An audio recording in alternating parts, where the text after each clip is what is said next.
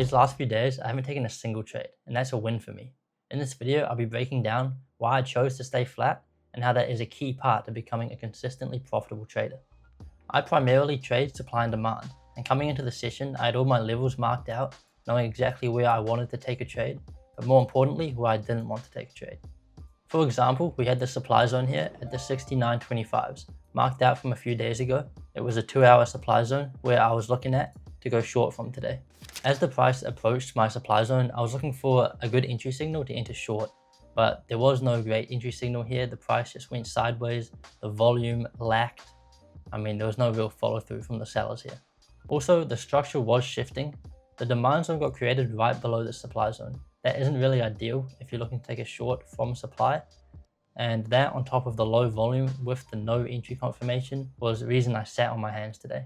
And now even pulling up a footprint chart, every rectangle is one footprint and it represents 5 points in price. As you can see, this footprint started at the 69.30.75s and then the bottom of it was the 69.25.75s.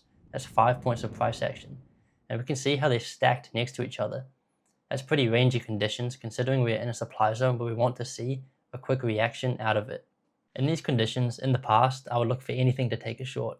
Anything on the order flow that resembles sellers taking control. Just wanting to take a trade and wanting to be right is not proper reasoning for actually taking a trade and putting risk on. The best thing to do in these market situations is to sit out and wait for price to develop to then maybe see an entry confirmation. Like, I could have easily tried the market short here on this rejection and this rejection, just forcing like 2 or 3 trades, taking unnecessary stop losses that end up draining your account in the long run. And then again, coming into today's price action, when the price rallied up into this supply zone, there was really no entry signal here. There was nothing. The price just went sideways. It was choppy. It was very low volume, as you can see down here on my volume indicator. There's just nothing indicating that this is going to sell off from my supply zone. And okay, let's say, what if I did take a short here and the market did end up selling off to my target? One, that doesn't happen very often because you will need to see selling interest at supply to be on the higher probability side of the market. And two, that just instills bad habits of breaking your rules because it happened one time.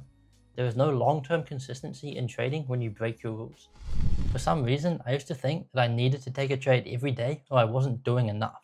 But in reality, I was just overcomplicating things and doing too much. You don't need to take a trade every day to make money. When you don't see that setup, that A+ setup, don't trade. Something I need to remember. Because that builds discipline, that builds patience, that leads to consistency and actually seeing progress in your trading. If you're new to the channel, I'm a 19-year-old documenting my journey to consistently profitable trading with my sister Maya. If that's something you think you'd like to see, consider subscribing. If you have any questions, I'll answer all your questions in the comments below. Anyways, that's all I have for you today. Thanks for watching.